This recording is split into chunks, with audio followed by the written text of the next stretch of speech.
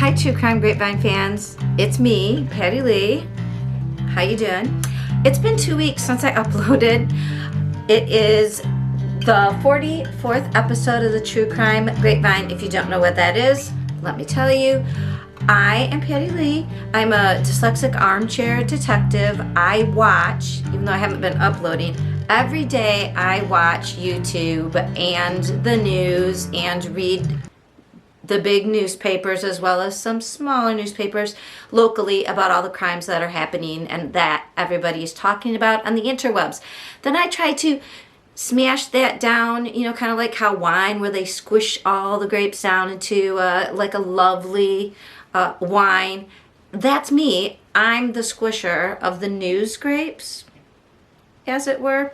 And then I watch all of that and try to put it in a little package for you so that you don't have to watch all the crime, because there is too much crime and not enough time.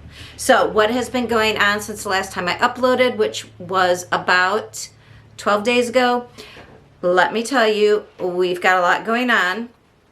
I'm going to start with 3 new cases. We have a couple more new cases, but these are the first 3 that I'm going to upload first. And this is episode 44. And this is case 1. What is case 1? Well, look over my shoulder and you will see 2 pictures of the same man, sort of a Jekyll and Hyde situation, as it were.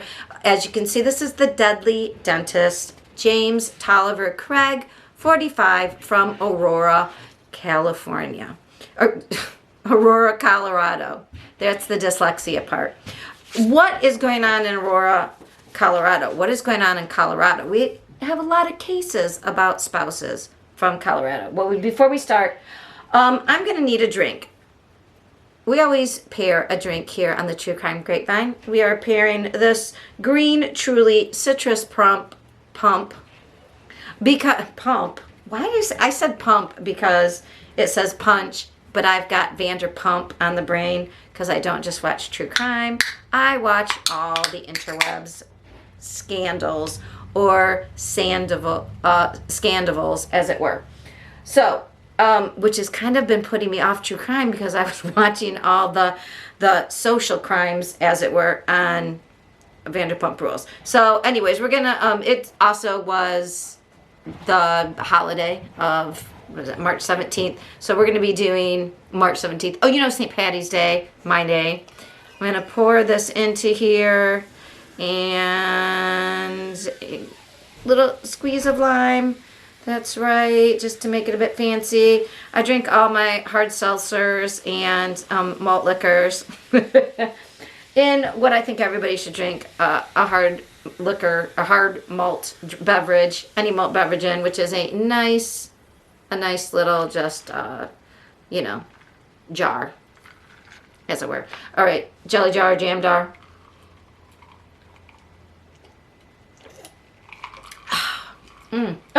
Oh, very refreshing. Not really green like I thought, but that was good. Truly, that was good. Okay, we need to drink. I always pair something alcoholic, but if you don't drink, you can pair a nice non-alcoholic drink. But I always need a drink to deal with medicinally these cases. So this Mr. James, doctor, dentist, James Toliver Craig. Why are we talking about him in Colorado again with a spouse? Well, this one is very new because last Sunday his wife died, and then Monday he was indicted. I believe it was Monday or Tuesday. He was indicted for her murder. So what happened? Well, you can see too, here's his before picture before he got caught, when he was texting his wife lovely, lovey texts about, I don't know what's wrong, why you're in the hospital. And there he is after he was found out. Oh, not only was he in the hospital, not only did he put his wife in the hospital, but he was having an affair with an orthodontist from Texas. I don't know why they say from Texas, as if that makes it worse. Angela Craig was his beloved. They had been married for over 20 years. They have 6 children, ages 20 to 8, I believe. They're Mormons. Again, a running theme through a lot of our cases lately, which is nothing. I mean, I guess if we looked at everybody's religion, we'd probably find there's a lot of all different religions, because we all know going to church does not make us great people. But I'm just wondering culturally if perhaps, and if you're a Mormon out there, please let me know in the comments, or if you know anything about Mormon religion. But is it bad to be divorced? And so, like, is it better to be a widower socially or culturally in the religion rather than just to divorce somebody? Because it just seems like people are going to an extreme to divorce somebody when they, to not divorce, when that would be a lot better, really, in the long run for everybody. I don't know. So, as you can see, Angela's here with her beautiful family and her fake loving husband. In my opinion, he's a fake loving husband, you know, because he unalived her. She was 43. So 2 years younger, about the same age. And their family looks beautiful. It looks like there's 5 girls. Looks like the oldest maybe was a boy. It's hard to tell because they, the picture I chose blurred their faces, as I believe we should, with people who aren't involved in the case. Here's the story. I've got a little visual for you. I don't know if you knew this. I didn't when it started. But here's the chemical bonds for the 2 substances that Dr. Craig is allegedly to have used, right? So because he hasn't gone in front of a jury, because there's only a 50-some page document detailing in detail very damning, but still allegedly what he did, evidence, we're going to presume he is innocent until proven guilty. This one's a hard one, folks. Again, why we drink here on the True Crime Grapevine. It's hard to be judiciously without prejudice. I could not be on this jury. Not in a million years. Because we have in the indictment and what has been on, if you want to watch some long form podcast on this, I can suggest wholeheartedly Gisela K of Grizzly to Crime has done a very deep dive on this case. She had a pre-deep dive, and today, I believe, or yesterday, she did a deep dive. Go watch it. She gives a great timeline. It is about 2 hours long, but boy, by the end of it, you know the case. She's one of my big sources. So I try to condense it a little bit and always ask at the end, what can we learn from it? But she is your down and dirty details. Highly recommended.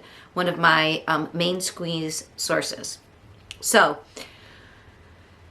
apparently he first, as of around March 6th, had decided, I guess, that he was going to drug her. The indictment does detail that, and he mentions in his text to her, or at least alludes to, he had drugged her before, like 5 or 6 years prior to this incident. In that incident, he said he wanted to kill himself. He didn't drug her to hurt her. He drugged her because he needed her not to save him when he killed himself. Of course, he didn't kill himself, so... And apparently, Angela knew that he had multiple affairs, but she forgave him along the way. She was a forgiving wife. They had 6 beautiful kids together. She's not a quitter. I do think probably her religion and, played into the idea of, it is good to forgive. And with 6, I don't know what I would do, and I don't think any of us would exactly in her position, but I wonder how many of us would be okay with being drugged previously and being told, well, it was because I didn't want you to bother me while I killed myself, when, yeah, but you didn't kill yourself, and you're cheating on me repetitively.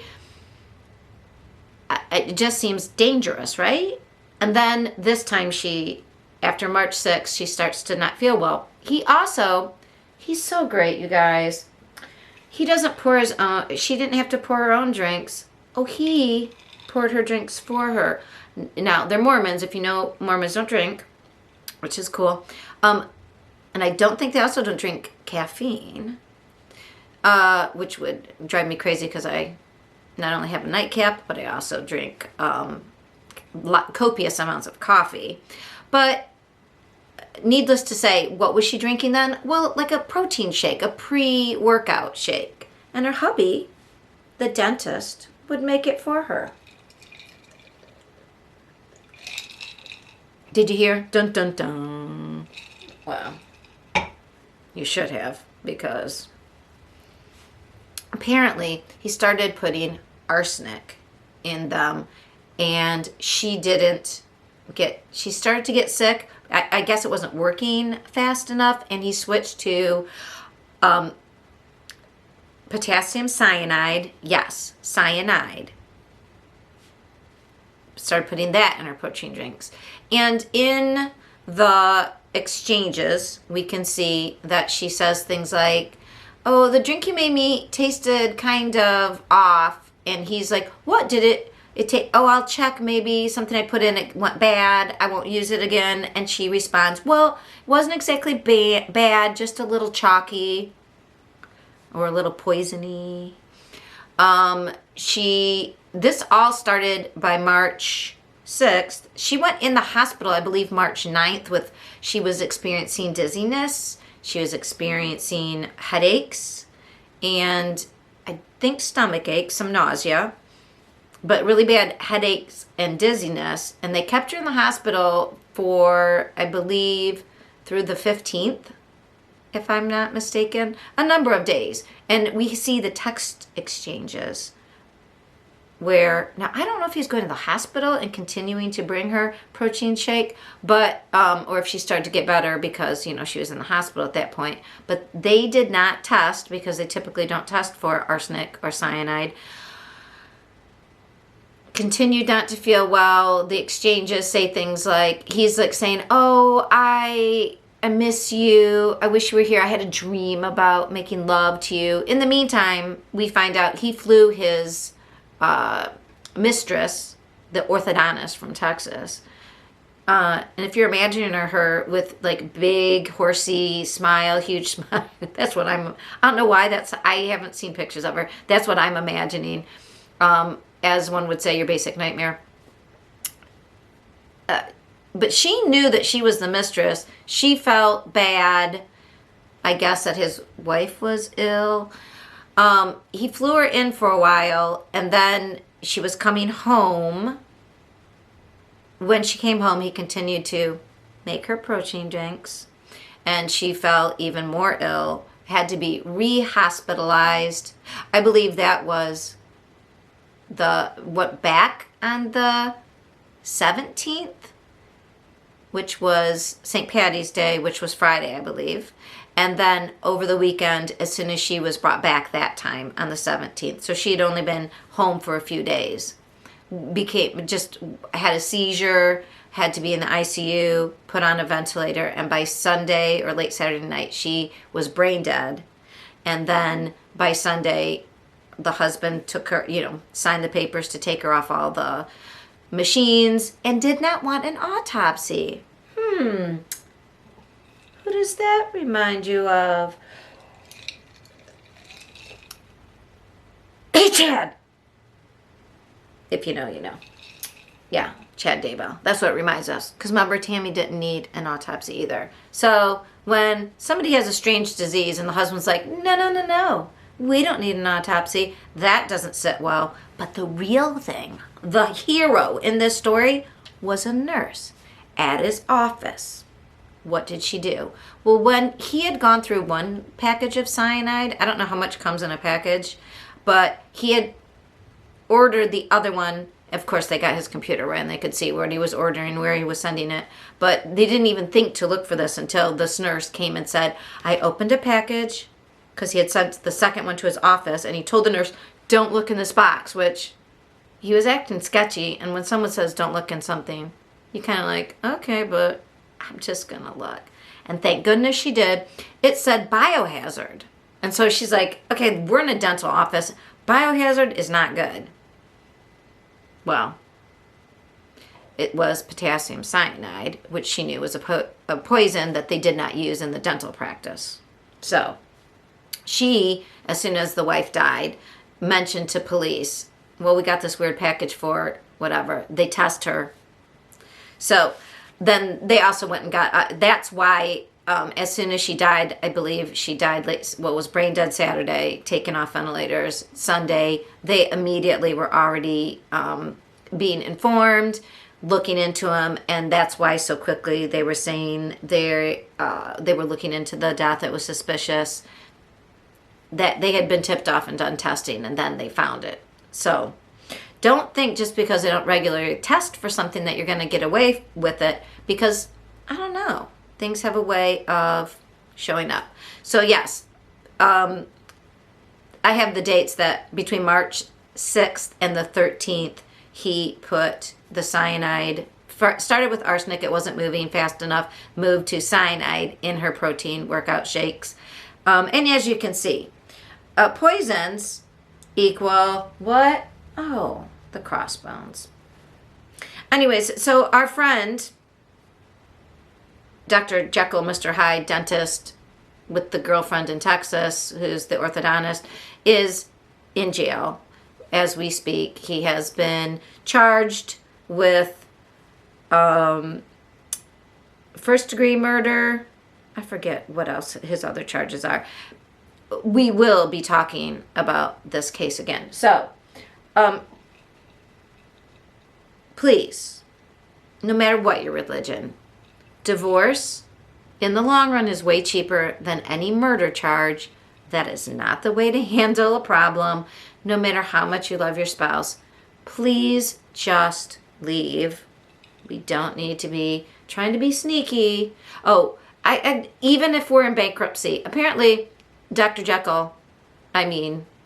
Craig, was also bankrupting his, I think he may have been the second bankruptcy, his own dental practice. So the guy was out of control in all areas of his life.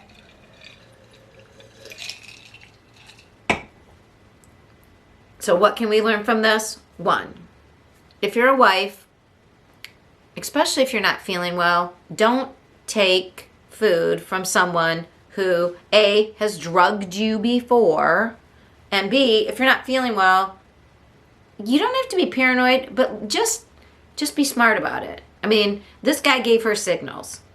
Like I said, one of the texts was, and maybe I didn't finish saying it, sorry, that's the dyslexia ADHD, but one of the texts, when she said she was in the hospital, they were trying to figure out what was wrong with her before she came home the first time. She said, well, something about, oh, I forget how it started, but he goes, you know I didn't drug you, right?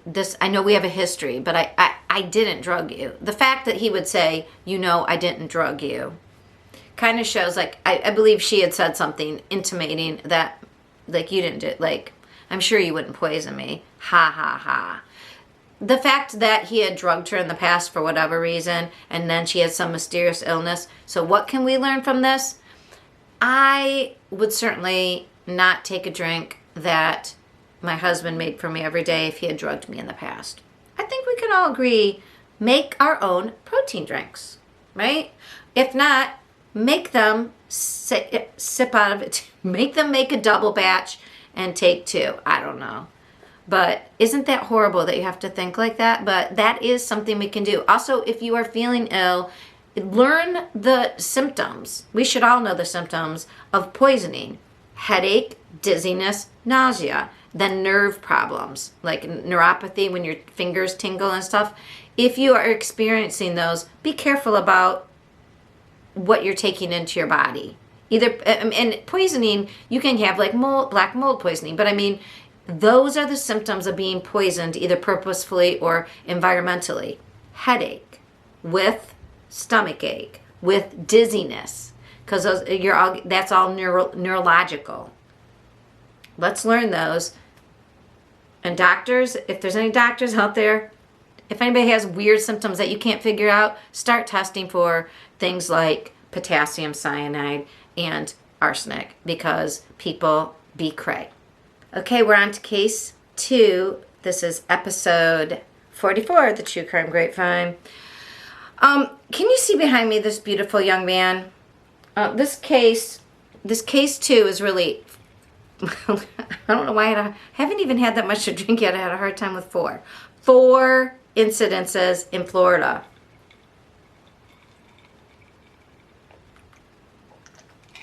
All right. We're drinking Truly Citrus Punch.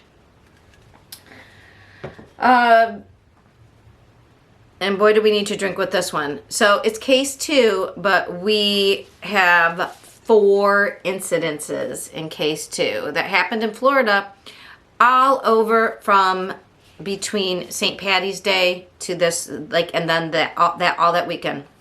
So if you were on Twitter, you might have seen this come across your feed. On Miami South Beach on Ocean Drive, around 10:30, there was all of a sudden gunfire. And they do have one person in custody, but at the time they had no idea who it was. It was just random gunfire during spring break, and it was insane. This young man, Jordan Idahosa, 21, he was from Georgia. He was going to South Georgia State College and was just there on spring break, minding his own business when gunfire rang out. So we will find out more, because there was somebody who was arrested in connection with this, but we don't have a name of the shooter yet. So that's the first crazy incident in Florida. I was going to call it Miami Madness because, as you will see, these first 2 cases were both in Miami. This young gentleman, who's kind of cute, but his behavior is not, Danta Vieras Polk, 24 years old. I say alleged. I don't know if you can see in this corner, but you can look online. I didn't want to blow it up too much. It's bad enough, that we show the shooter's face. But this was targeted. They said, again, this was on the Strip in Miami. This was Sunday night, so I put March 17th. That is not correct, because Sunday was not March 17th. He shot, it was Saturday, March 18th, but really, since it was in the morning, it was Sunday. So it was like 3 o'clock. So this was really, really late Saturday or really, really early Sunday. I would have said if I was out, I would still count it as Saturday night. But bars were, clearing out a little bit. I don't think they close on spring break in Miami. But it was 3:30 in the morning. This guy, the videotape footage shows the person who was shot and this man just walking. And the guy he brings out the gun. You can see him, goes ahead, not only shoots him, but once the guy's on the ground, shoots him more, 11 times in all. He is then ran from the scene. Cops found him, followed him, ran him down, and arrested him, which is kind of amazing that they got him, which is great. The person who was shot, we don't know that person's name yet, but the police are saying it was targeted, it was isolated. The person who was shot was also unalived, unfortunately. So Dantavarius seems to have a checkered history.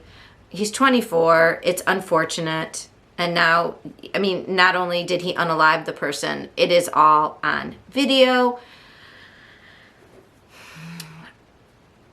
So Miami was crazy Friday and Saturday.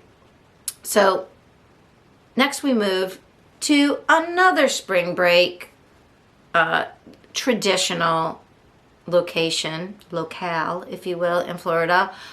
A place where I personally went on vacation for a spring break when I was in college. Although I camped out in the front yard of my friend's yard. I did not whoop it up, as it were, and I was not drinking because I was still underage. But Fort Lauderdale, beautiful beach. I mean, it's the ocean, right? Sun, sand, what more could you want? In fact, and at the Four Seasons, there was going to be a concert. The Def Leppard drummer was walking outside the Four Seasons. This was, I think this happened either Friday or Saturday night. Now, we don't know what exactly was in Max Edward Hartley's brain, but people saw him, a bystander saw him hiding behind a post outside the hotel, and as if he was waiting for Rick Allen. I don't know if you know Rick Allen. He's known and has been known since my youth as the one-armed drummer of Def Leppard. If you don't know who Def Leppard is, look up the band. They were big. Actually, when I went to Florida on spring break in '85, Def Leppard was, is that Pour Some Sugar on Me? Is that Def Leppard? Anyways, they were big then. Big hair band in the '80s. Now Rick Allen is older, such as myself, and he's 59. He went outside. I don't know if he went outside for a smoke, or if he was just walking outside for another reason. Regardless, this kid hiding behind a post comes around and starts beating the crap out of him, like smashing him into concrete. He just assaulted him and went insane. And this guy has one arm, so he is a disabled adult, which makes it a worse charge to attack somebody who is physically disabled, or disabled probably mentally in any way. Yeah. And then a woman tried to intervene, and he dragged her away and beat her and hit her, like dragged her away by the hair, and like was still attacking Rick Allen. Now, Rick Allen is fine.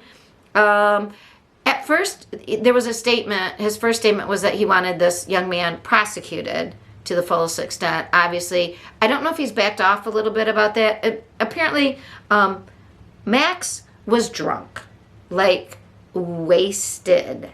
Now, I believe that we should consume responsibly, and I'm talking about this. And if you read the description in my cases, I try to say, and also consume your information responsibly.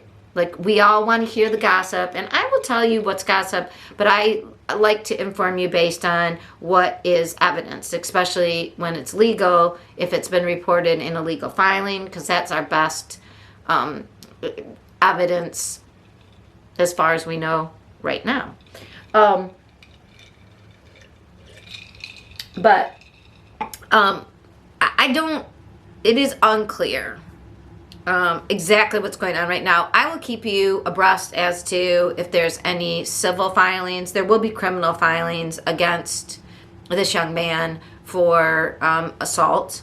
Maybe, I don't know if there was an intention to kill, but they did charge him, and he was bailed out, but he did get an assault under the influence and assaulting a person who was disabled, and assaulting the other woman as well. So, I mean, Max is 19. I don't know why he would be so angry with Rick Allen. I mean, I don't know. Look at him. Do they look alike? Is he a love child? Again, that's all. That was my just throwing shit stuff, out there. I don't know what could make that kid's kind of good looking too, right? But what the heck? Why was he hiding? He's wasted. Why would he be so angry with Rick Allen? I don't know. Let's see. He's 20, so subtract. When Rick Allen was 30, could he? I mean, I don't know what Rick Allen was like in his youth, and could he have had a love child? I don't know. Does that kid look anything like him? They both have curly hair. This is all just my supposition. I mean, it would be crazy, right? I don't know what happens with rockers. I personally was never into the rock scene. I've never gotten to be a groupie. I do like you care. You don't care about who I like musically. But what I'm saying is, I don't know why he focused in on and seemed to be waiting around for Rick Allen. Was he just drunk waiting around for anybody? I don't know if he even knew who Rick Allen was. It's all still whatever. But the fact that the first thing that Max, that Rick Allen put out was that, you know, he wanted this kid prosecuted. The second thing he put out was kind of it didn't seem like walking it back, but I wonder if he understood more, if he got more background on this. I don't know. Or maybe he just, after recuperating a little bit, I think he broke some ribs, had a head injury. I mean, the kid did do a number on him. Anyway, and he's from Ohio. He's from Avon, which is I think Avon's east of Cleveland. It's like 3 hours from where I live. And it's you know, not poor, not rich, but dude, obviously he needs to control himself on spring break. I wonder if we'll hear more about if he was actually targeting Rick Allen or if he was just drunk and happened to grab a star. But the fact he pulled the other woman out of the way, I don't know. He seemed to have a problem. I mean, and it couldn't be just like the music, right? I don't know. All right, so that is our third crazy case. Are you ready for our fourth? Oh, I don't know if you are. This was Tampa. Now we're Tampa. So we had 2 in Miami, 1 in Fort Lauderdale, and now see our friend Michael Rudman. And I say friend sarcastically. Here's his mugshot from the Tampa Police Department. Why are we looking at Michael Rudman? Thank goodness you may not have heard about this because this did not result in a tragedy. But Michael Rudman was attempting, it appears, from what we know right now, to pull off a sort of domestic terrorist attack similar to Pulse. He went to the Monas Venus Club in Tampa, Florida. I don't know if it was a gentleman's club. I don't know if it's a club catering to the LGBTQ crowd. But it was reported that this could have been a Pulse-like type nightmare. And so I wonder if that was why they used that analogy. But what I do know is Rudman, he had a 9mm and a number, I think 3 clips full on his person. If you can see in the picture, I don't know if you can, but he's here in red. He's not a small guy. He's the other man you see, and there's sort of like a flashlight. I don't know if you can tell, but Manny is the security guard who was outside. He said they have a security guard who stands outside, there's one inside, and then there's one like around the back. There's 3 who work every single night. And they usually do not have a problem with the crowd, and everybody's pretty respectful. And they are like 200 pounds. They are big guys. In fact, Manny used to be a wrestler, and he said, again, the picture is unclear, but he spoke at a police press conference. I'll show you a picture of that in a second so you can see him up close. But he and one of the other security guards who came out by the man named Danny, dyslexic, I almost couldn't get it out there. He explained that when he saw this Michael Rudman approach, he had on a red devil mask, and because he had worked in the pro wrestling field, he thought somebody was messing with him.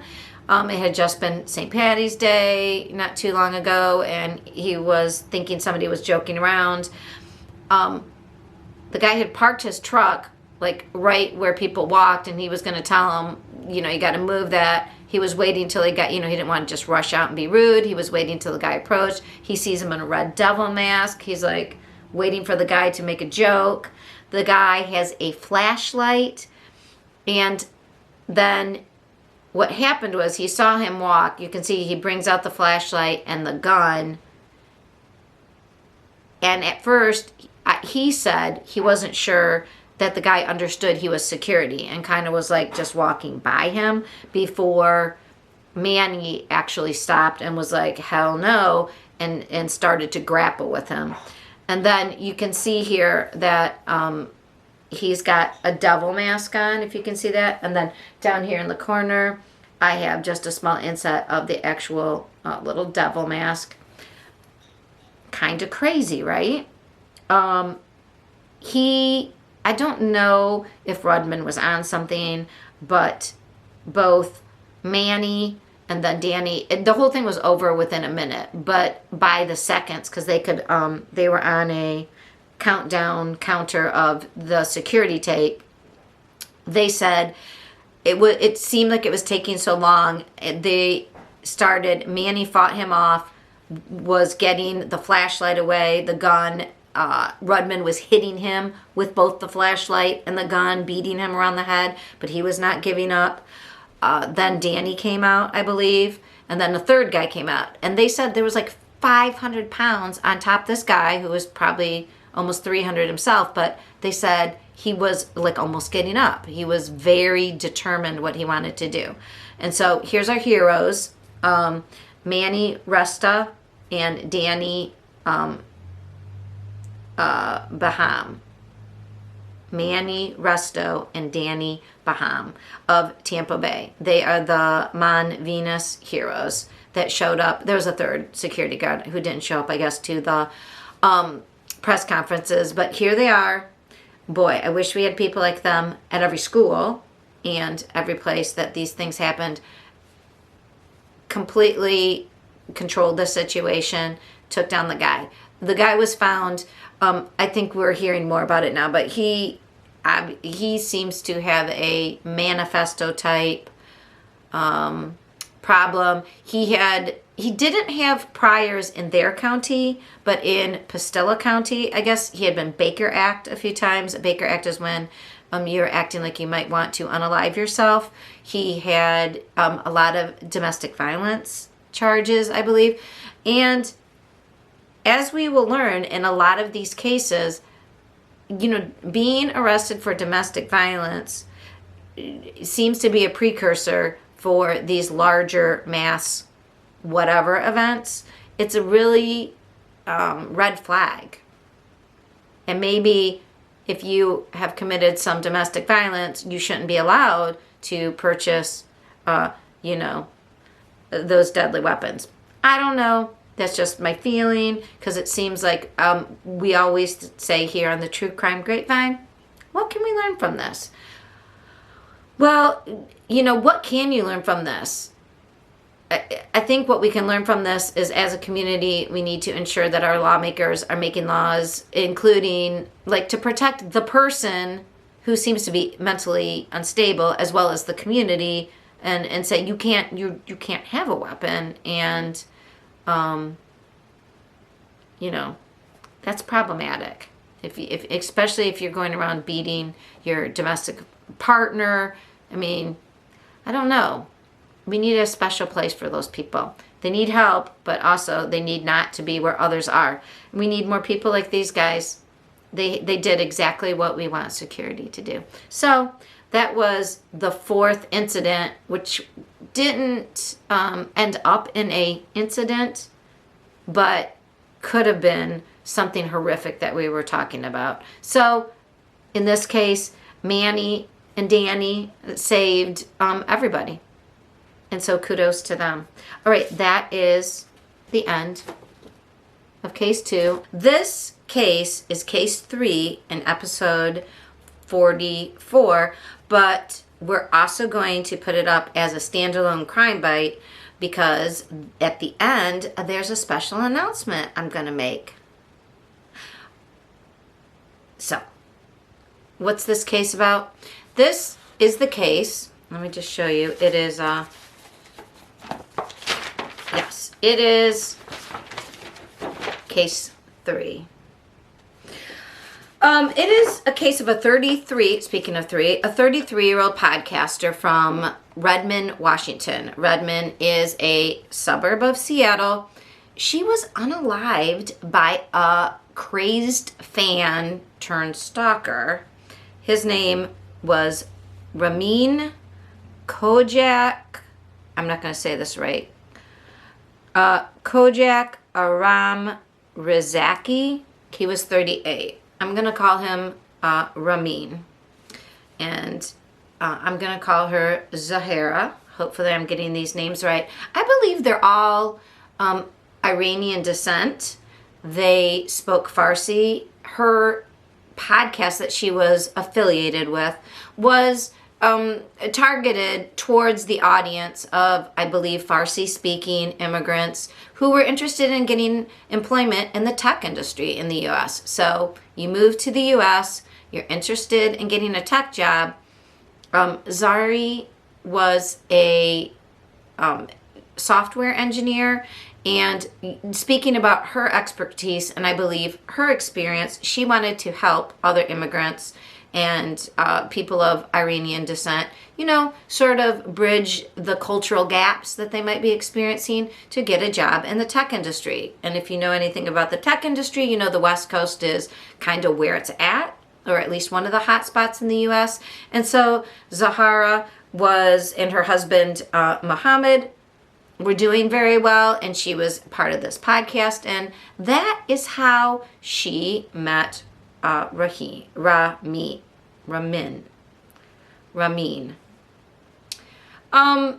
Apparently, at first, she connected with him.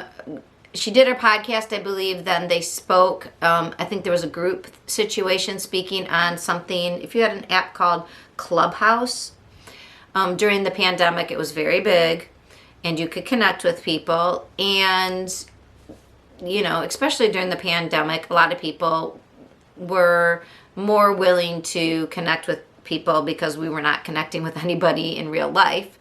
And it seems like Zohria was very kind and wanted to help. And so now Ramin was a truck driver. He was in Texas. He had been married previously and had a child. He was a little bit older than Zahira, but not like, so he probably seemed at first harmless. He was a fan. He was of Iranian descent. He spoke Farsi. He was, at least appeared, interested in the tech community, and so she was being friendly. And he misunderstood what friendly meant. If you can see here on my little inset behind me, here's Redmond, Washington, and here's Texas. I think he was from Houston, which is right here.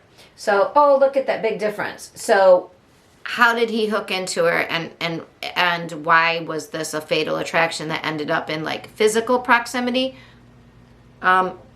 Ramin was a long haul trucker, so his job took him on long, excursions, which also meant he was very hard to serve any sort of bench warrant protective order, because where was he at any given time?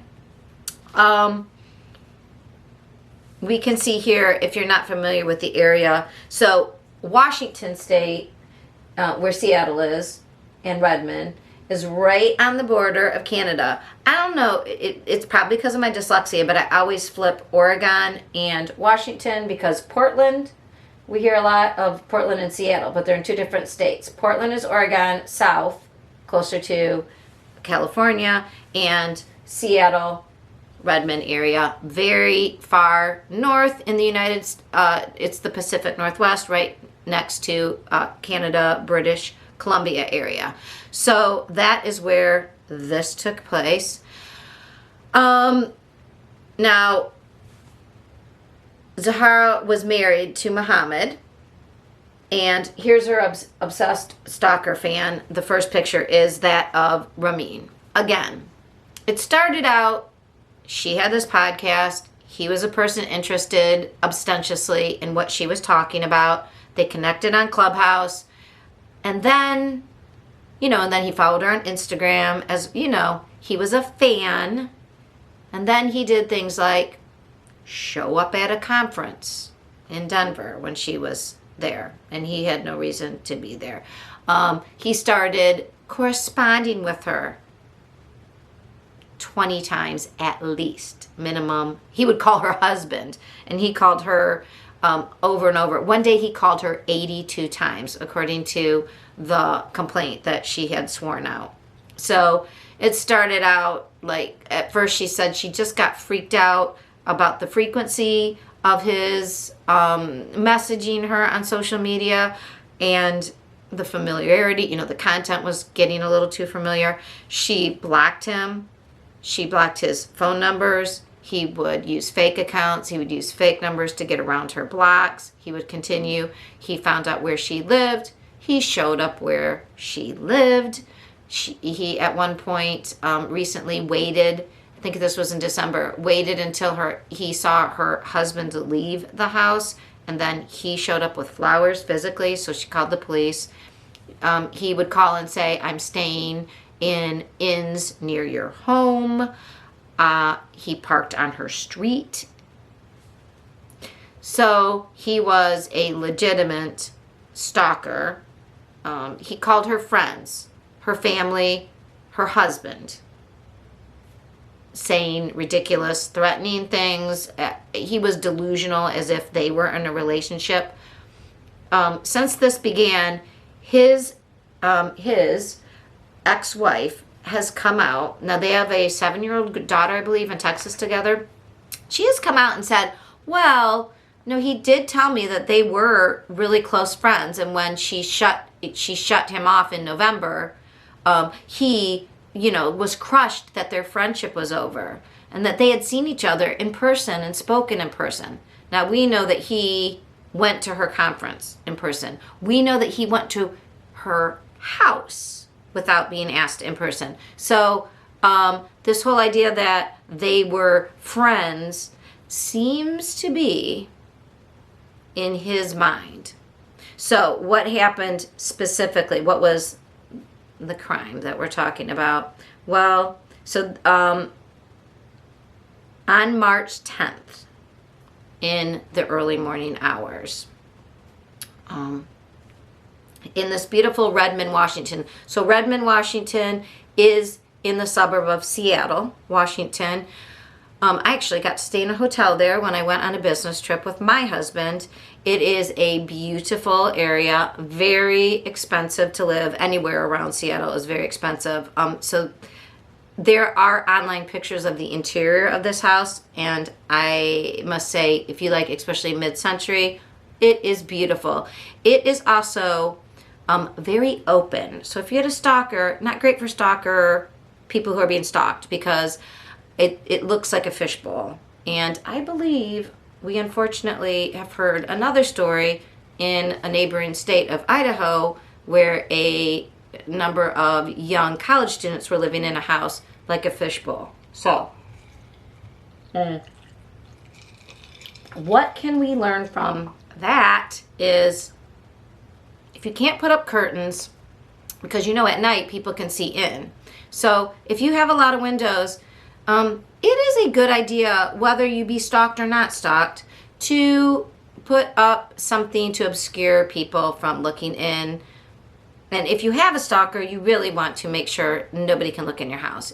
I have no idea. It doesn't seem like that happened, but I don't know. Again, we're not blaming the victims, but we hopefully can learn from these incidents about what we can do to not be a victim. So as you can see, the house, it looks like it's a split. It looks like you walk in the basement, but it looks like there's also a hill. So maybe he entered into a second-story bedroom, the mother's bedroom, in the middle of the night. He attacked her mother, she lives with them. The mother was able to get away. He made it into the primary bedroom where the couple was sleeping. He immediately shot, I guess, the husband.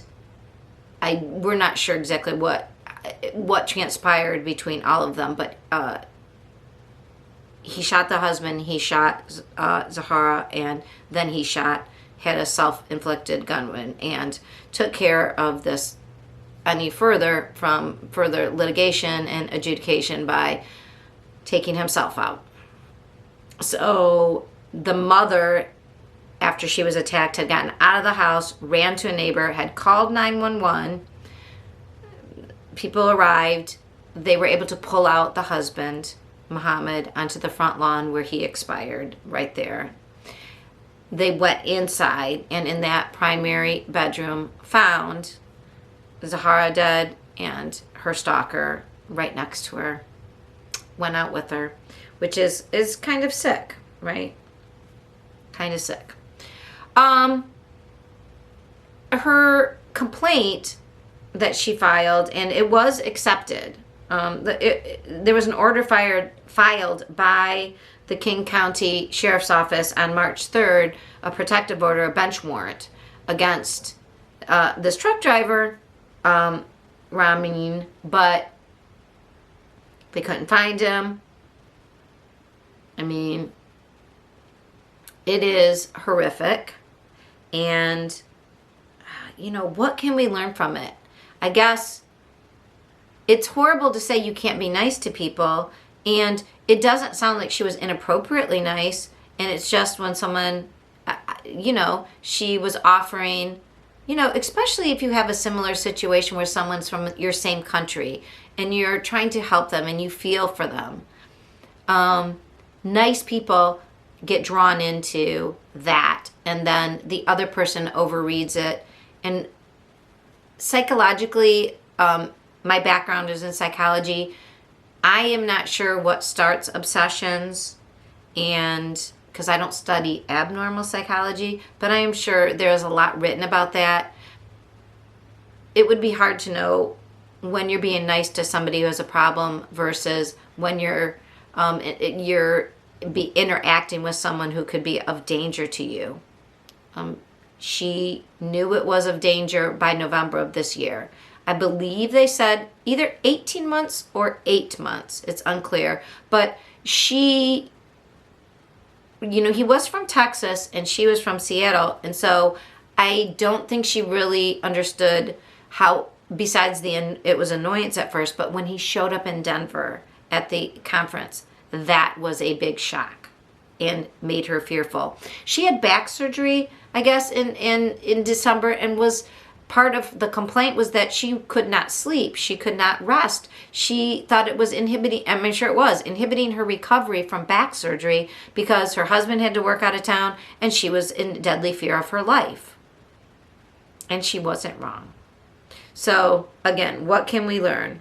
I don't know. There was a professional woman I heard speak on stalking, and basically, and also that the sheriff of this area was like, well, it was just a piece of paper anyways. Like, even if he would have been served it, I don't know. That did not make me feel great about, like, the justice system. Like, well, what are you going to do? It's a piece of paper. And it's not always like arming yourself is going to help either. I don't know. Making sure your windows are unable, like making your house like a fortress does not sound like a great idea. But the woman said, seriously, don't depend on law enforcement if someone is actually threatening your life. She was like, you move, you change your name. Yeah, you move. I mean, not everybody can. But if someone's literally going to kill you, she was like saying, that's what you do. Like, you hide. You run, you hide. Kind of like, what did they say? Run, hide, fight? Like when there's a active shooter. Kind of like the same thing. You got to go underground. Is it fair? No, it's not fair. Should that be your responsibility? No, but do you want to be dead? Right. I don't know. That is very scary. And I think because there's another analogy of a toad being, they say, like frogs being slowly boiled. Like, if it's little by little, you don't realize until the very last second that you're in danger. Kind of seems like that sort of situation. Okay, so here's the announcement at the end of case 3. I am going to start a book club. I actually am going to start a book club with a fiction book and a nonfiction book. Sometimes life, it is as strange as fiction, as we say. The Beneath the Devil's Bridge is by Lorith Ann White. You can get it at Amazon. You can get it on audio anywhere. You can go to your local library and pick it up. It was a big seller. And somebody told me about it. Why do I bring this up now? It is about a podcaster who is doing a serial podcast about a murder in her area. And it seems as if during the serial, so if you're not sure, a serial is just like that, a serial podcast. I'm sure you guys know what I'm talking about. I don't mean to be pedantic and didactic and talk to you like you're idiots, but it means it's in a series. So, and sometimes it's in a series as the crime is happening. There are a number of serial podcasts about the Delphi case, which I am talking about an update in this episode. So it is, this book is about a podcaster who is looking into and speaking about doing a serial podcast about this unsolved murder in her area. And I guess there's a lot of twists and turns. I didn't want to read too much about it online. So what I'm going to be doing is I'm going to be reading a chapter or so a week and talking about this book. And I thought maybe you guys would like to do that. So those book club books will be a separate upload.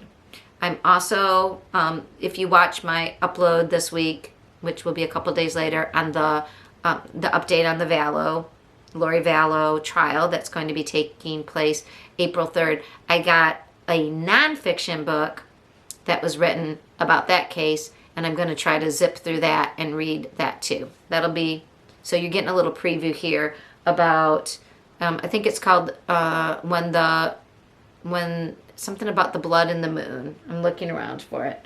I don't see it real near me, but I'll show you in another upload. But anyways, so this, I thought it'd be fun to do a book club. I'm a nerd. I don't know if you can tell. I like my hobbies are true crime, trials, psychology. That was my profession, but I love anything like that. And as if you were around, you saw my murder mittens. I like to knit and read books. So, maybe I'll have a knitting project with the book club. If that interests you, look for those uploads. Please like this episode. Give it a thumbs up. Hit the notification bell if you'd like to know when I upload, especially about the book club. It'll be called the Partners in Crime. Patty's Partners in Crime Book Club of the True Crime Grapevine. Join up. I will be doing lots of books.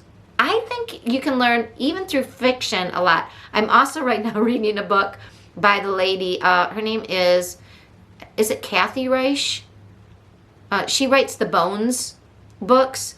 Temperance Brennan, if you know the TNT, I always watch it on TNT. You can watch it on Netflix, the Bones series about an anthropologic ME.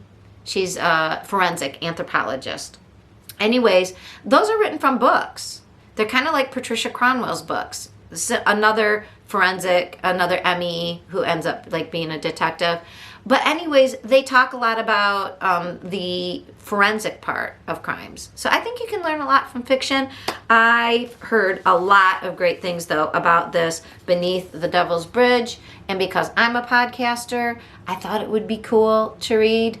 I heard really good things about it, and I put it at the end of this case because, unfortunately, it is a case of life imitating art, sort of, because I think somehow a murderer shows up in this book.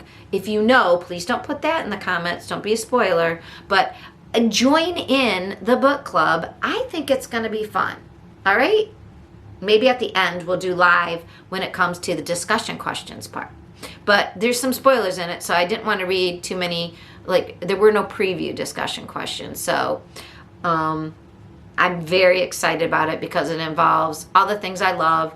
It's fiction, it's a mystery, it's about a podcaster, and an unsolved crime, which also comes up in the next case I'll be talking about, which is some southeastern Ohio men whose remains are being found, and are they connected? That's the next case. We know true crime is crazy. It's enough to make you drink. If you are familiar with the True Crime Grapevine, you will know that I pair a drink each week with the episode, and this week has been Truly, these little hard what are they, hard seltzers? I don't know. They're light, they're refreshing, which balances well, it pairs well with the heaviness and disgustingness of the cases that we talk about, and it sort of takes the edge off. If you don't drink alcohol, that's cool too. Grab whatever you want to drink. This is for case 4, I'm having a strawberry lime, truly. I drank my 2 citrus, which I guess were lemon lime. Yeah, I'm putting them, I also have a whole bunch of barware you can't see. When I drink a hard seltzer or anything kind of, you know, country, down home, what you drink at a party, instead of using, I don't always have a red Solo cup available. So, and even if you're not drinking alcohol, you can make your thing fancy just by, do you see I cut up, now this has turned into a bartending show. See my little accoutrement, the little strawberries, can you see cut up in there? Yeah, and there's a lime, and I just pour it right over the ice, and tasty. It truly is. Okay, there we go. My unofficial sponsor for this case. This is episode 44. This is case 4. We are starting near my home area. I am in the Great Lakes, Midwest area. I've spoken about before. Used to be a central area between Chicago, Detroit, Cleveland, Cincinnati, a hub of mob activity. Now, we don't know what's going on. It doesn't seem to be mob related, but there is this young gentleman, Kobe Roche, or maybe it's Rausch. He was 24 when he went missing. Sorry, this is our, just to let you know, 4th case. All right. Kobe Roche, 24. He is from Southern Ohio. His remains were found March 16th of this year, but he had gone missing since in 2020. And boy, did I find out there is a story there. So his remains were found, it appears, close to where they found his vehicle. In 2020, he went missing. He had an argument with somebody he was supposed to move in with, I guess. Anyways, he was in his truck. Something happened to his truck. So he told his dad, who was out of town, hey, I think he said he was getting a ride, but he just wanted to let someone know, like, you know, wasn't going so great. Okay. Here's what's interesting. There was another missing man. So as I'm looking up about Kobe, because they said, even though he was found in Gallia County, which is further east than the area at which his remains were sent. So when I was doing some background research, I kept putting in the area where his remains were sent, which is, I believe, where BCI, which is Ohio's, like FBI, it's their state version.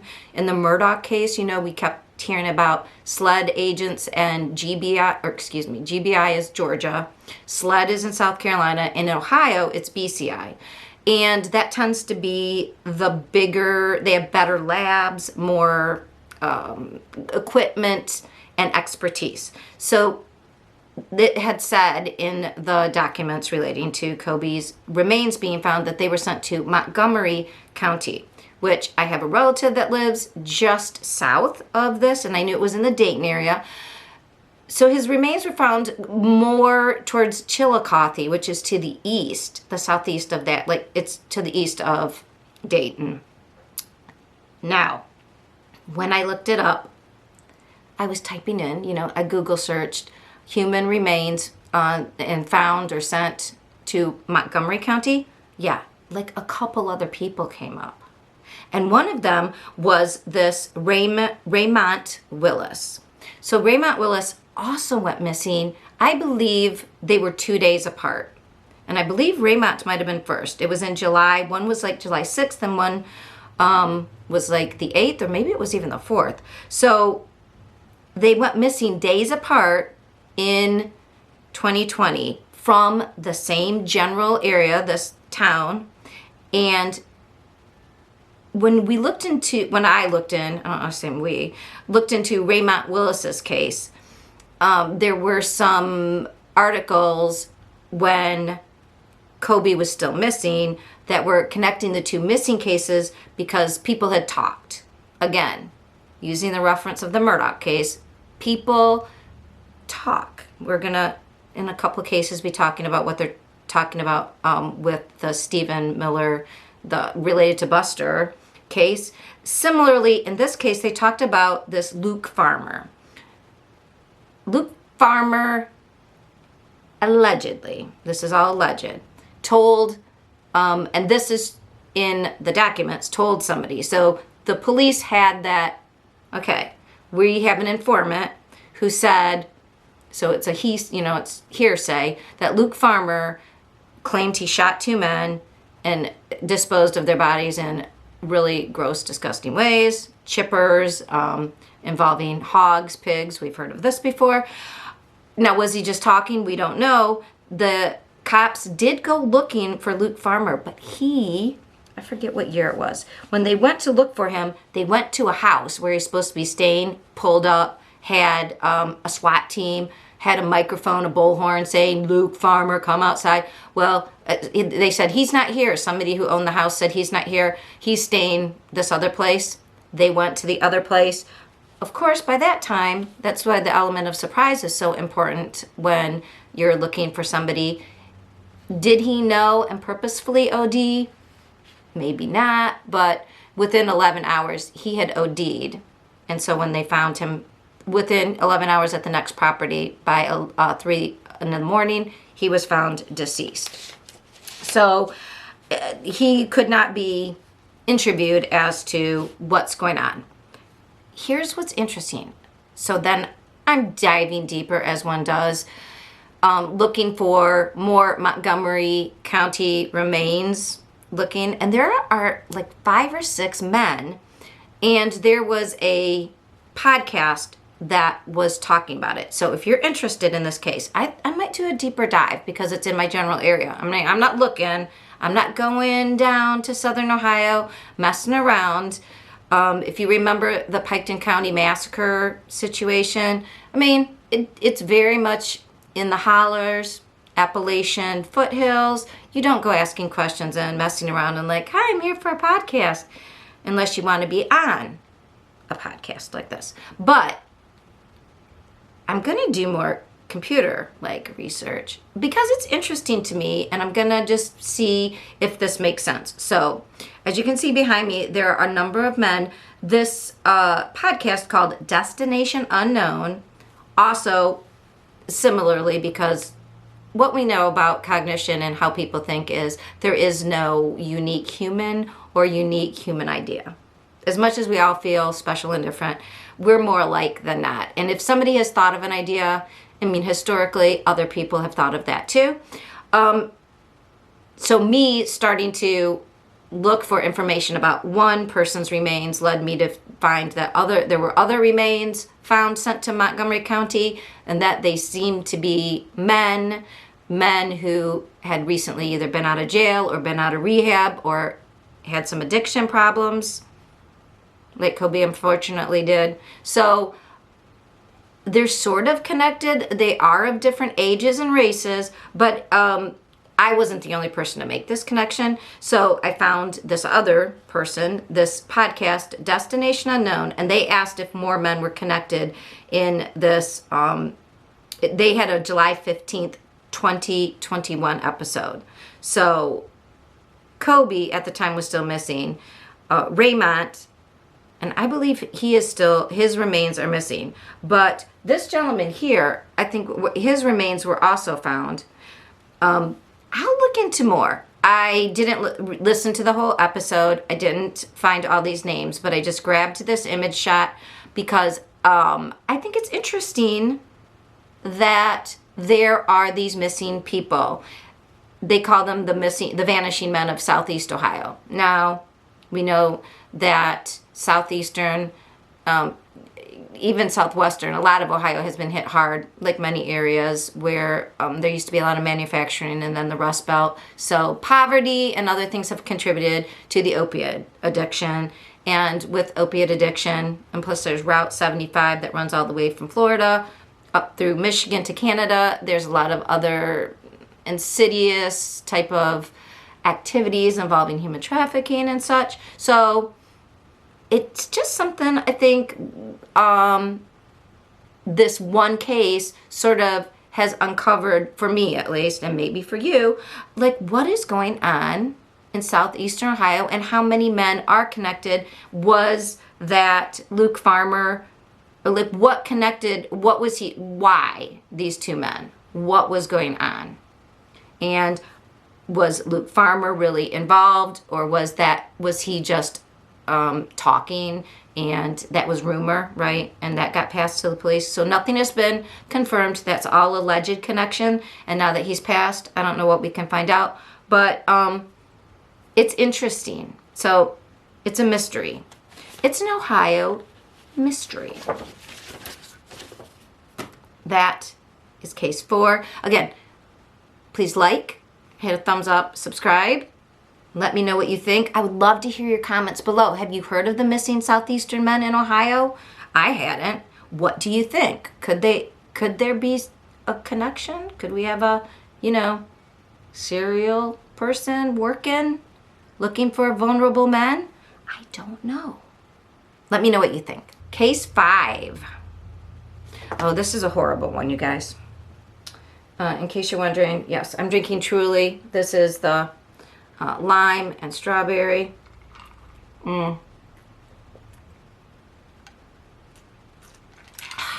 Need a long draw for this one. Why?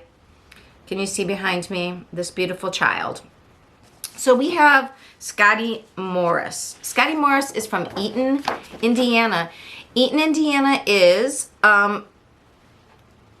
45 minutes northeast of Indianapolis. In fact, where my relatives live in Indianapolis, when we drive there from Michigan into Ohio into Indiana, we go right past where Eaton is.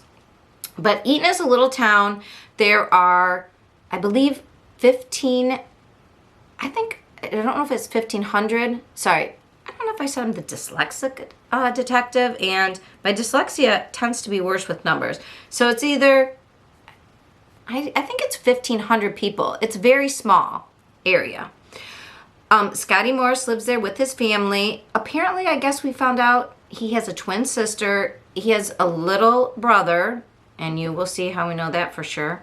And he lives with his parents. So what happened? Last Friday night. So it has been a week as of this taping. Exactly.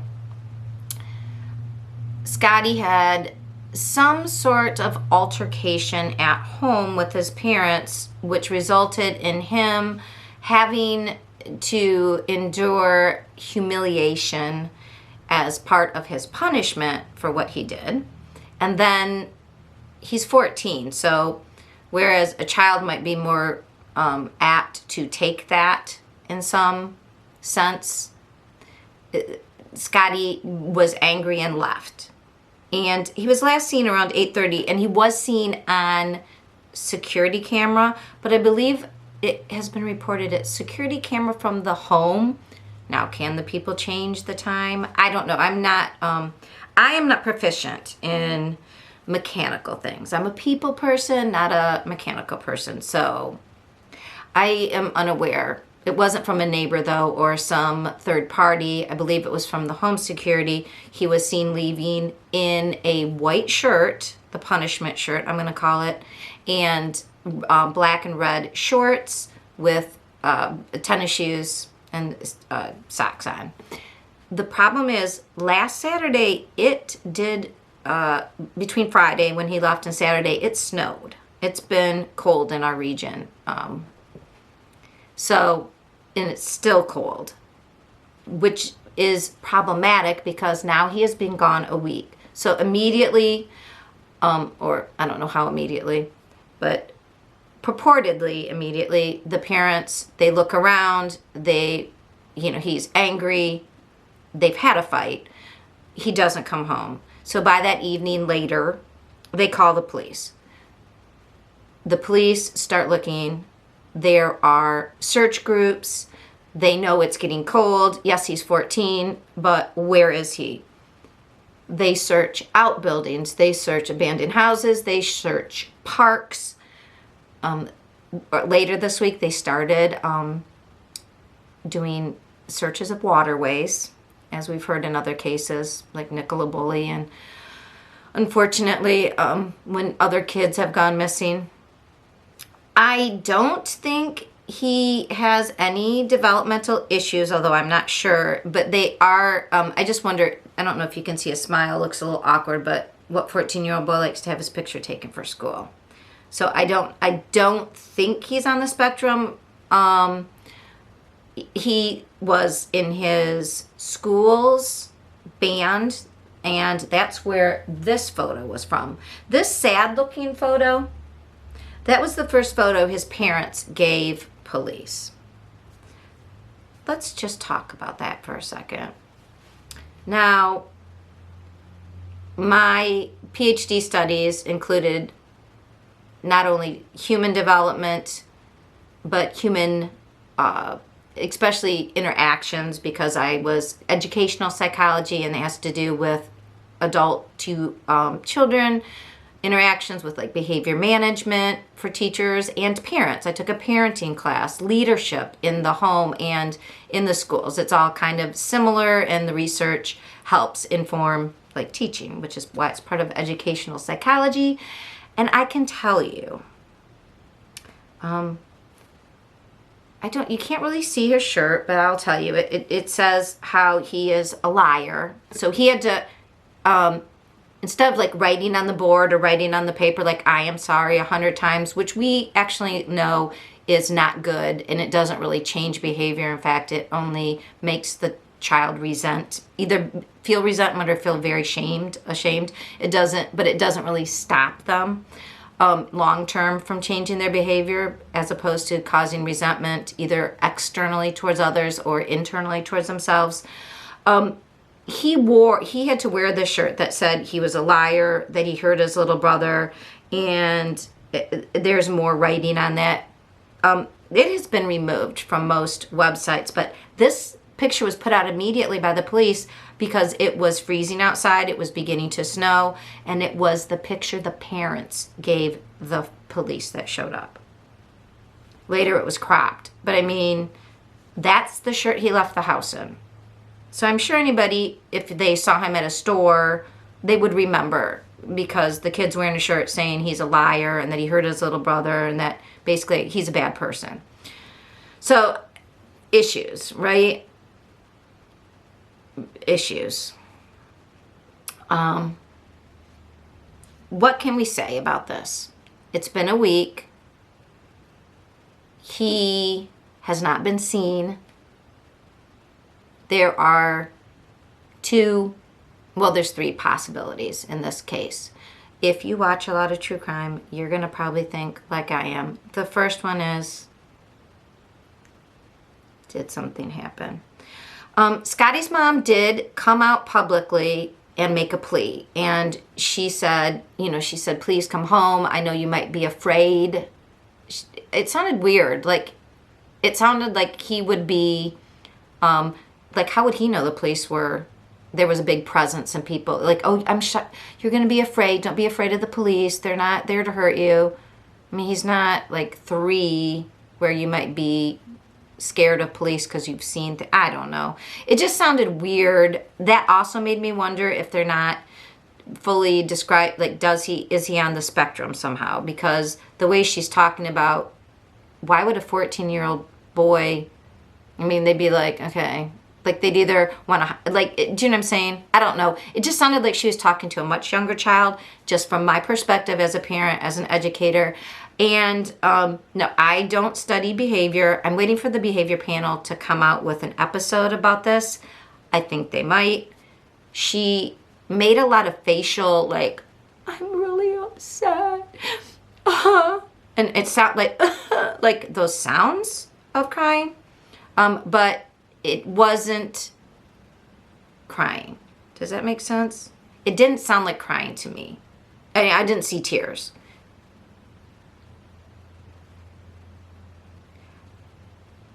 I just got a hinky feeling. I could be wrong. That is just my impression. That is my opinion, and it is not proof. It is not a fact, and I am not alleging that she had anything to do with it. She obviously feels bad, right? I mean, her kid is gone. But we all know the statistics about what could have happened. We don't know. Second, he could have walked away. Like I said, his town isn't too far away from some major highways that go into Indianapolis. Did he run into somebody, like was he cold and ran into the wrong person, you know, a monster? And unfortunately, we hear about that often with mostly young women, but sometimes young men, kids, they are offered a ride, they get in, and that's the last we see of them. So, and I guess third could be that he has had an accident. Like he curled up to go to sleep somewhere and died of hypothermia. Or did somehow get into a waterway. We will find out. So Scotty is 5'4". He is 150 pounds. So he's not, he does have some meat on his bones. He has brown hair that was just cut into a buzz cut, and the police made a explicit effort to say that wasn't like part of a punishment. But if you're from Indiana, Ohio, probably anywhere in a rural area, you know that people get buzz cuts, especially like he was just starting spring break. A lot of times in the spring, in the start of spring, and then right in the middle of summer before school starts, the buzz cuts are pretty normal. He has blue eyes. He was wearing a white t-shirt with writing on it that you would I can't believe, number one, if the kid left and was okay, he wouldn't turn that shirt inside out. And he would have to get clothes. It has been in the 30s for a large, I mean, it hasn't been, it's warmed up a little bit, but this child at night especially would be freezing. So here, take a look at this young man. Not so much say, I mean, if you see him, they didn't say if he was wearing his glasses or not, so let's assume he is, but he may, if he's been snatched, okay, so 5'4", it's kind of short, and he's young. I mean, he is 14. Keep your eyes out. I don't know, what do you think happened? Do you think that this is a case like we see when it's, you know, do you have thoughts? I have thoughts. I don't know. So if you're in Eaton, Indiana area, or northwest anywhere, Ohio, or in the Chicago area even, like moving towards Illinois, down in, trying to think where Indiana touches, in Florence, Kentucky, keep an eye out for this child, please. We will keep you up to date. I was hoping by waiting until Friday to cover this case that we would hear an update that was positive or at least definitive, and we still don't know where he is. So it's been over a week now that he's been missing, or exactly a week. We are up to case 6 on episode 44. We are pairing this with our Truly Lime. With it's lime and strawberry. See, lime and strawberry. So get a drink, whatever you're drinking, tip it up. You're gonna need it for this 6th case. This case is very interesting. If you can see behind me, this is Mario Fernandez Saldana, who is the husband of Sheena Garber Fernandez. Mario Fernandez, okay, so what was Mario, like, what am I talking about, right? What was he arrested for? Mario was arrested because he is alleged to have taken part in the murder of Shauna's ex-husband. Now, they actually were married. When did they get married? They were married and divorced by 2000. I need to highlight my dates, you guys. They had been divorced by 2015. He had, or maybe 13, and then he had been married to his new wife by 2015, I believe it was. He was killed in February of 2022.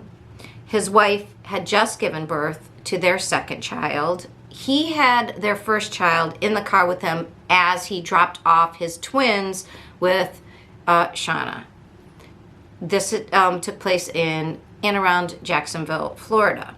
So this case was known as the Microsoft murders. Jared Briggen. There's my dyslexia, sorry. Jared Briggen worked for Microsoft. He was a Microsoft exec. He did very well. But he had a problem with his ex, Shanna. They fought about the kids. We see a couple of these cases where child custody tends to be an issue, and this was one of those. Shanna, she met Jared with her family. She was from a family that was related to, I don't know if you did scrapbooking ever and you use stamps. There's a company called Stamp It Up. I believe that's her parents. They are wealthy. They live in Utah. She met Jared there. They had a life where Shanna, though, was kind of had the money from her family and was maybe bossing him around a little bit. Anyways, when they moved to Florida, he felt a little bit more independent, and it just seemed like, I don't know if she didn't like being the complete boss, and I don't know, maybe he didn't like being under her thumb. And was she trying to control him with money? We don't know. But the relationship did break up. But they had twins. And Shanna didn't want to share. She wanted to take the twins where she wanted to take them. And that was going to be a problem. In fact, she was the one who left the marriage through a affair, I believe, if this is correct. Her gym instructor, Mario, was her gym instructor. It's a tale as old as time, right? Bored housewife. Husband she doesn't think is paying enough attention to her, whatever. He wanted to work it out. He is, I believe they are Mormon as well, and did not want to get divorced. But Shauna was like, no, not in love with you anymore, and I'm leaving. But she wanted total control over the twins, and that was a horrible sticking point in Jared's life. Even after he married Kirsten, they had kids, but he wasn't going to give up seeing his twins, which was problematic for Shauna. She didn't want to share. This is reminiscent of another Florida case that is being adjudicated right now in a similar manner, but it's been going on more. The Dan Markle case, who was the Florida attorney who was unalived in his driveway, and his ex was trying to get their children. Similarly, she wanted to take him down farther in Florida where she was living near her parents and her brother, and they were all dentists. And it appears so far there have been the two hitmen have been adjudicated fully, gone on trial, murder for hire. They were found guilty. They're in jail. They ratted out, because they wanted a lesser sentence, the woman who was the connector between them and the wife's family. The wife's family is called the Adelsons. You might have heard of Wendy Adelson. So the girlfriend was an ex of one of the hitmen. She worked in the office and I believe was a side piece for Wendy's brother. Wendy's brother now has been indicted for the hit, for hiring, the murder for hire. Now, we don't know if Wendy's involved or her parents. They are so far unindicted. But that case is similar to this in that it had to do with child custody. And we've seen that a couple times before. We're going to see it in the next case we talk about a little bit.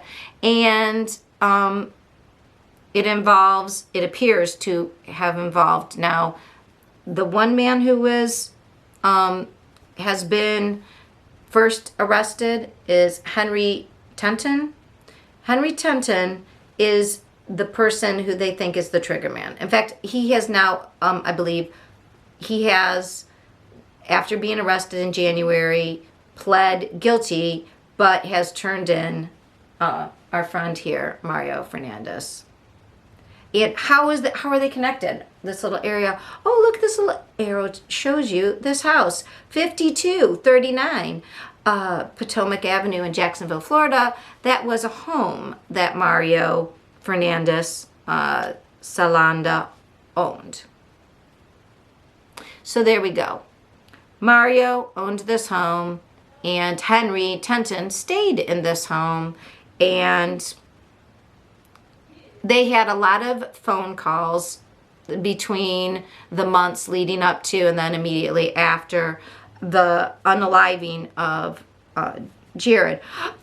Excuse me. You may have, what may make you remember this murder was that Jared was driving, after he dropped off his twins, he was driving in the car, going the same route back to his home to see his wife and baby. He had his 2-year-old in the car, and there was a huge tire on the road.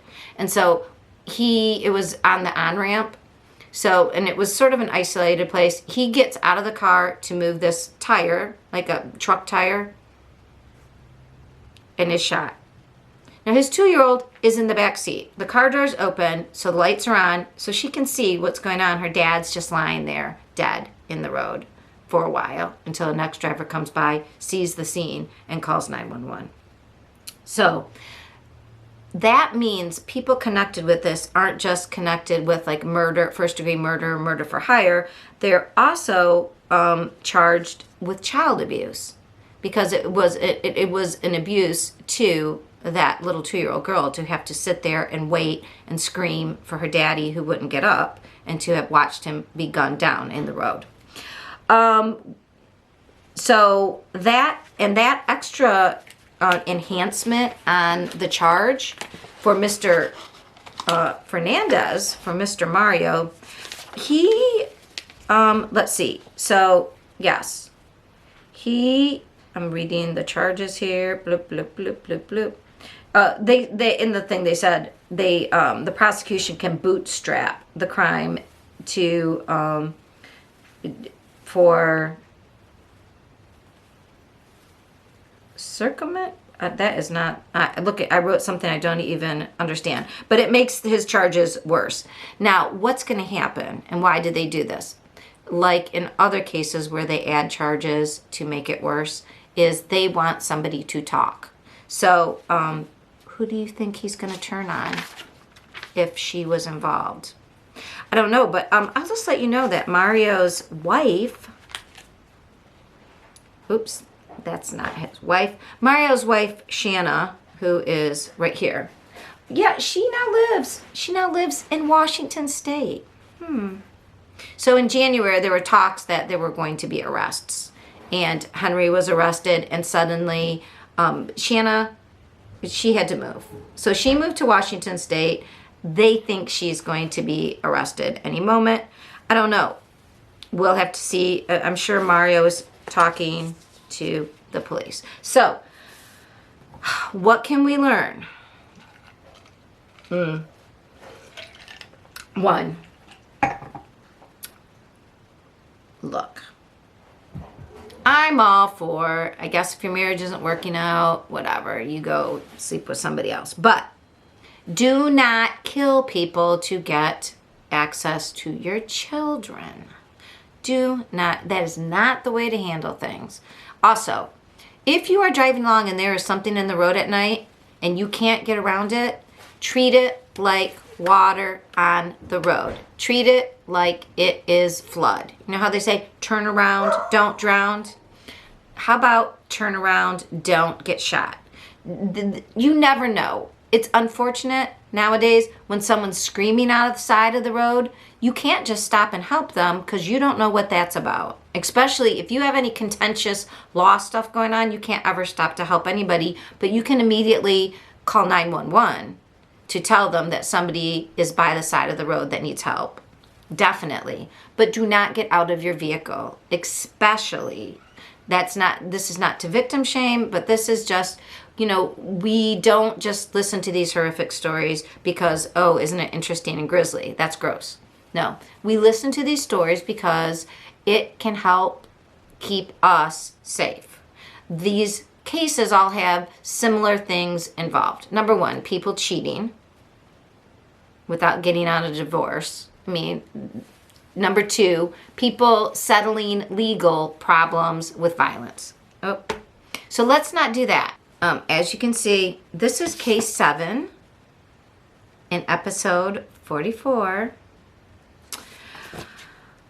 This is covering what has happened in true crime in the Lori Vallow Daybell. This is an update since what has happened since March 10th, I believe. So there has been, as we know, Judge Boyce has made the decision that they split the cases. Then, just this past week or so, Judge Boyce made some big decisions in the case.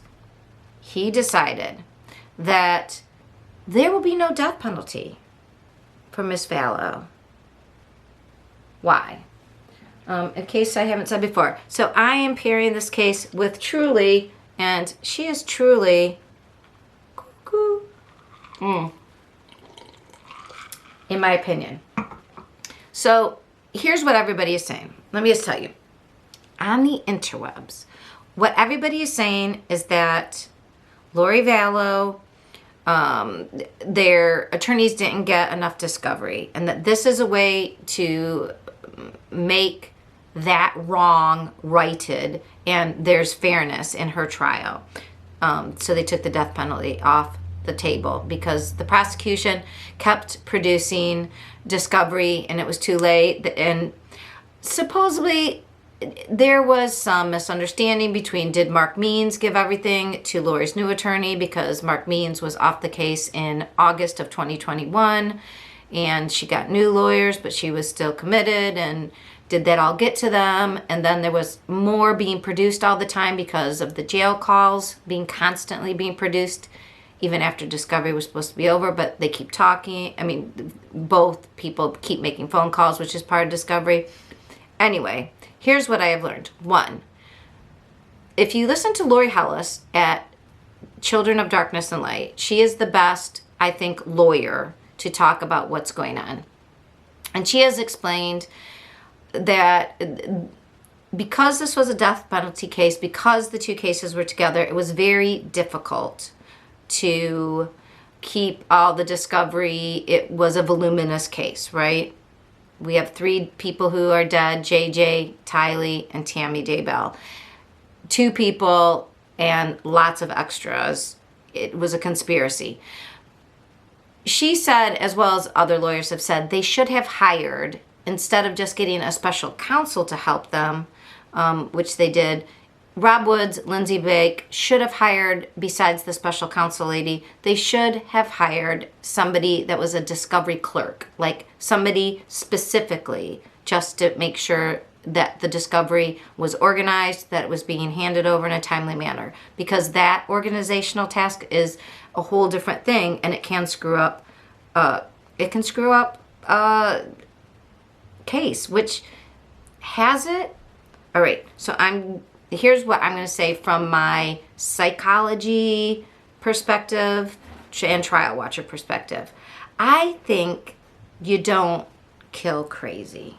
That's what I think. I think that in all of the chambers meetings that we haven't heard, plus the fact that she was committed over a year and she could be committed again, it's pretty clear that while Lori isn't delusional, she isn't insane to the point where she isn't responsible for what she did completely, because we know she can lie. We know that she knows what she did was wrong, because in the case of Arizona and Charles Vallow, we know that she lied to the police. We know that she and her brother made big lies to the police, and they probably got Tylee to lie too. We know that in the case of the children being missing and the police coming to say, well, where are they? She was like, oh, this is my brother. My brother was here. The kids are with him. Oh, and my brother's friend, Chad Daybell. And they were already married, so it wasn't her brother's friend. She was specifically not telling them her relationship with Chad.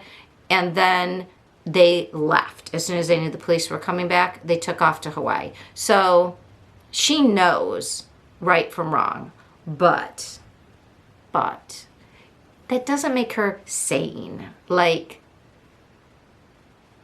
you don't kill crazy. We don't kill people who are cuckoo for coconuts. So while she isn't legally insane, I would say it doesn't bode well to off a crazy lady. Because we don't kill crazy. We don't. They're disabled. Maybe not, that doesn't mean they can't be punished. We don't let them off the hook. But certainly, I just think it is in everybody's best interest to facilitate the trial going forward, because death penalty means everything is more weighty. It takes more time. There's going to be then afterwards, even if she's convicted, tons of appeals, and the state is paying for all that because she's indigent. So it makes a lot of common sense to go, look, it's not right to kill crazy, but they don't have the insanity defense. So they in my opinion, just my opinion, people don't, my speculation, don't sue me. I think that this is a way to, to say, slap prosecutors, you shouldn't have done that, but also give a good excuse. That is a real excuse that typically I don't think it would matter so much. That allows everybody to feel more morally settled about what we're doing here. Because really, killing crazy, it's just, we don't do it. That's what I think. So the trial begins April 3rd. Today it is March 24th or 5th. It's Friday. So the following Monday, I believe, is March 27th. That is when jury selection is supposed to start. She has been moved in preparation for jury selection because she can sit in the court with her counsel. She's been moved to Ada County Jail. And this beautiful picture behind you is her new mugshot. Which, okay, let's just say, she's not ugly still. I mean, her lines are getting a little bit deeper, but we don't know. I don't know if she was allowed makeup. It looks really like she took something very brown. I don't know.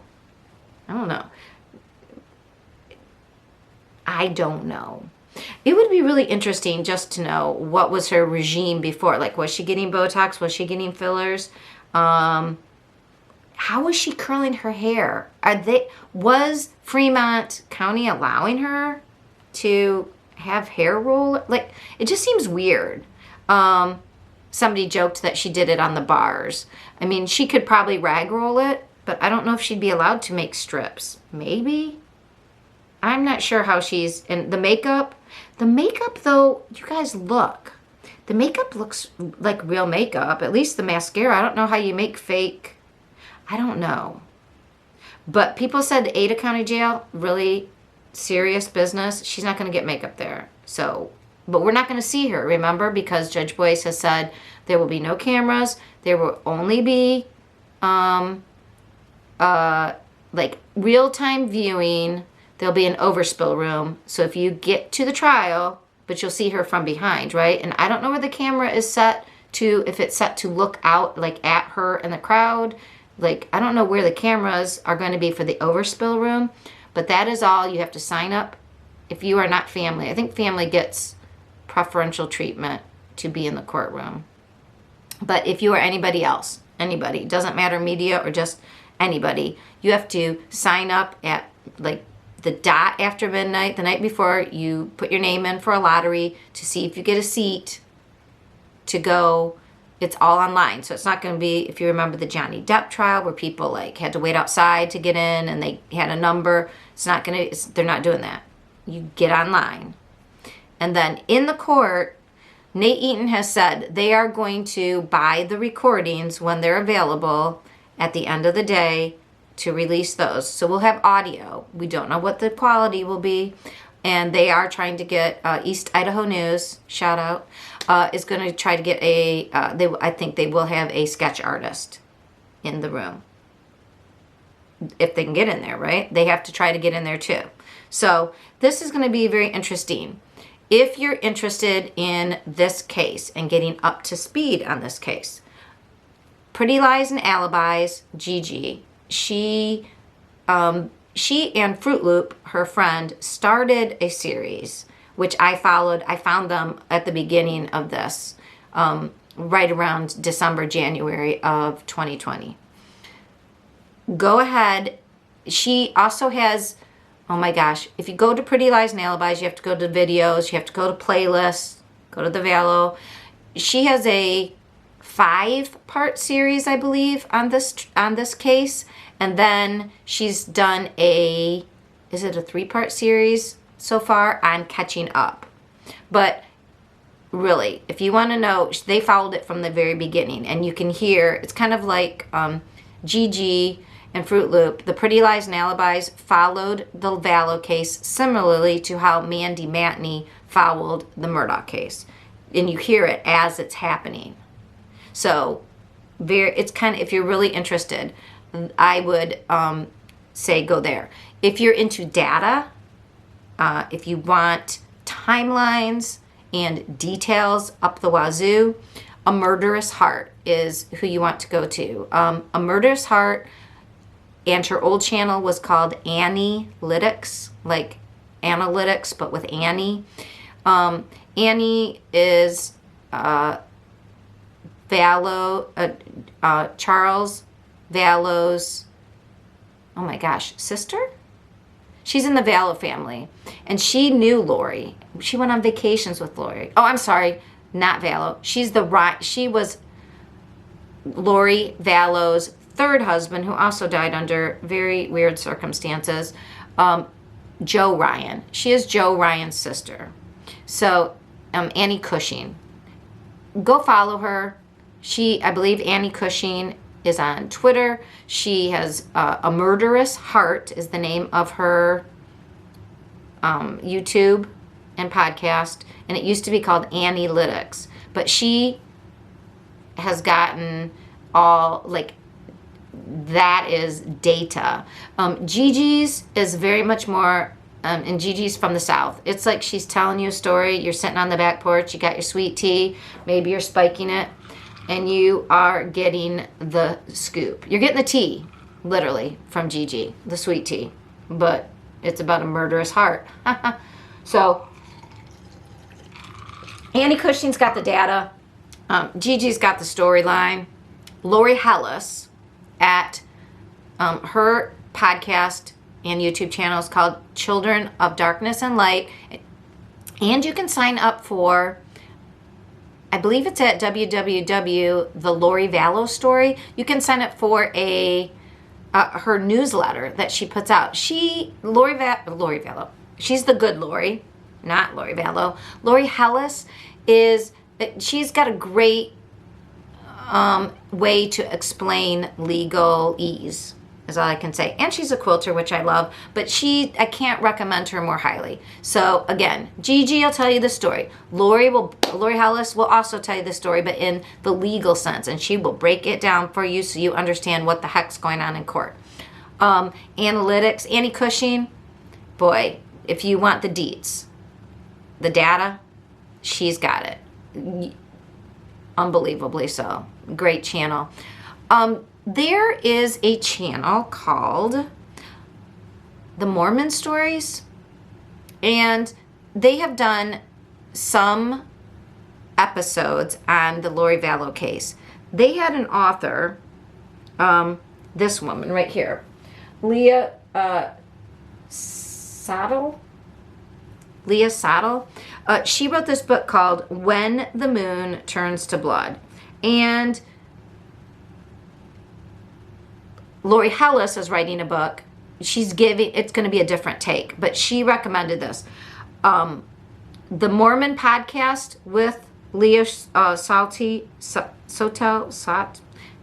Did I say I was the dyslexic armchair detective? Okay. So why am I mentioning that? Okay, so those are the people that I think you should go listen to. The podcast, if you want like the down and dirty, definitely Pretty Lies and Alibis. Definitely go to Children of Darkness and Light and A Murderous Heart, and look up the episodes having to do with Lori Vallow on the Mormon stories, because the Mormon stories talks about the Mormon religion and how that may or may not have influenced Lori and Chad, which I think is something we don't hear a lot about, the culture of Mormonism and why maybe it explains a little bit more. Nobody else is talking about the Mormon aspect because they're not Mormon. So it is, I think, the Mormon Stories podcast that has, especially the woman that wrote the book, and there's a couple other ones that are dedicated solely to the Lori Vallow case. You need to listen to that because it gives another, more depth to what is going on. And I would listen to those before the trial starts. The trial starts April 3rd. So you have some time, right? So those are the people. Pretty Lies and Alibis, Children of Darkness and Light, A Murderous Heart, and Mormon Stories. Those would be my recommendations. So there's also hidden, what is it? Lauren. I found Lori Hellis because she was on Lauren.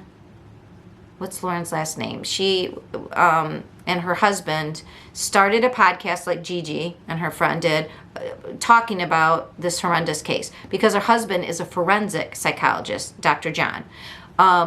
They are in Idaho, and she used to be Mormon. In fact, she was on the episode of the Mormon Stories with the author of the book. And it's called Hidden True Crime. They started out talking about the Vallow case. So go to their podcast and go to their playlist.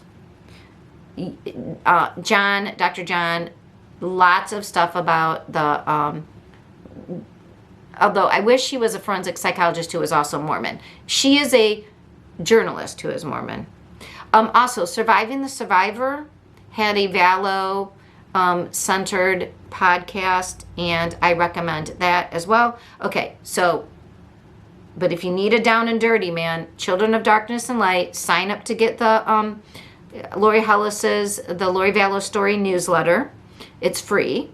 And then also look up, if you're interested in the Mormon backstory, the Mormon Stories podcast about Lori Vallow. All right. I said in another case, I had a fictional, about the podcaster, I had a fictional Partners in Crime book club. This is going to be our nonfiction. So, look what I have. Look what I have. Okay, here is the book. When the Moon Turns to Blood. Here's what I'm going to do. I'm going to read a chapter. Here comes my baby dog. Hi, Sadie Mae. I'm going to read a chapter for the book club, and then I'm going to tape my reaction. So when I tape it, I'm going to tell you what the chapter says. So I'm going to summarize it and make some commentary. I'm going to try to do this before April 3rd. So there's going to be a lot of these coming out pretty fast. This is all I'm going to read for the next week. It is a nonfiction book. If you'd like to buy it, I put up here on the screen, like you can read, but I'll put it in the show notes. The hardcover is $20, but you can get some used versions if you look around. If you want to get it from Amazon, that's where I got mine. And there's also an audio free, if you are interested in Audible, which I believe Gigi uses it.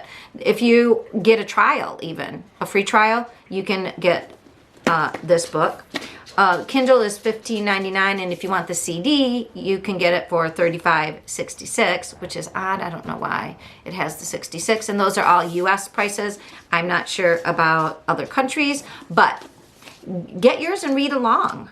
so you know what I'm reading about, or listen along, or you can just tune in. But I will be telling you exactly what. I'm not going to read from the book because it is copyright. You know, there's a copyright. But I'm going to read it. I'm going to give you the highlights, and then there's going to be some commentary. But basically, you will have read it if you hear me talk about it, sort of. But I suggest please go to Amazon and get this book. All right, that's it, everybody. I will see you. I have a few more cases to upload, but yeah, get this book. We're going to have fun. I'm going to read a chapter of it now and let you know how it goes. Bye.